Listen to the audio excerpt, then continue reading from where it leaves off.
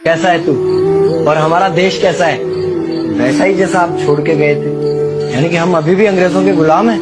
नहीं, अंग्रेजों से तो हमें 1947 में ही आजादी मिल गई थी। अच्छा, तो अब तो हमारे अपने लोग देश चलाते होंगे ना? हाँ, तब तो देश काफी आगे बढ़ गया होगा। जब हमारे अपने लोग देश चला रहे हैं तो गरीबी और भ्रष्टाचार का तो नाम ही नहीं होगा। सबको बराबर हक दिया जाता होगा, किसानों और मजदूरों का अच्छा ध्यान रखा जाता होगा ना? नहीं, ऐसा तो कुछ नहीं है। तो कैसा है बताना मुझे। कैसे हमारे अपने नेता, हमारे आजाद भारत के नेता, 100 साल हो गए मुझे गए हुए, बताना।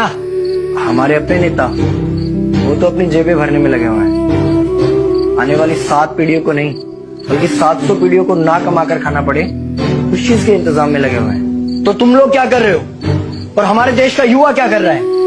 हम लोग तो इंस्टाग्राम पर रील्स देखने में बिजी हैं। यानी कि हमारी कुर्बानी का देश के लोगों पर कोई असर नहीं पड़ा। देश के लोगों में कोई देशभक्ति नहीं, कोई देश प्रेम नहीं, ऐसा नहीं है। आपके लिए और देश के लिए बहुत प्रेम है भारत के लोगों के दिलों में। हर 15 अगस्त और 26 जनवरी को तिरंगा फहराते हैं, पूरे जोश के साथ भारत माता की जय बोलते हैं और आपकी डीपी भी लगाते हैं। और भारत और पाकिस्तान के क्रिकेट मैच के दौरान तो हमारी देशभक्ति पीक पर होती है। तुम इसे देशभक्ति समझते हो?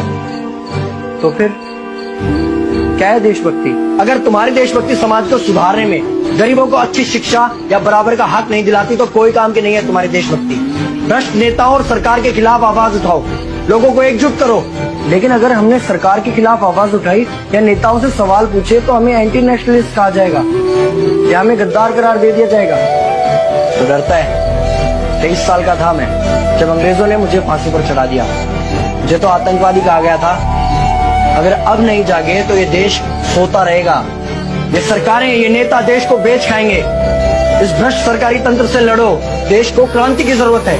क्रांति यानी कि हमें हथियार उठाने होंगे, बंदूकें उठानी होंगी जैसे आपने उठाई थी। नहीं, हमारी क्रांति विचारों की थी। जब अंग्रेजी हुकूमत ने हमारी आवाज नहीं सुनी तो हमने और जोर से आवाज लगाई और अपने विचार रखे। और क्रांति केवल सत्ता को बदलने तक सीमित नहीं है, बल्कि इस भ्रष्ट अन्यायी तंत्र को जड़ से उखाड़ कर फेंकना है। पर ये होगा कैसे?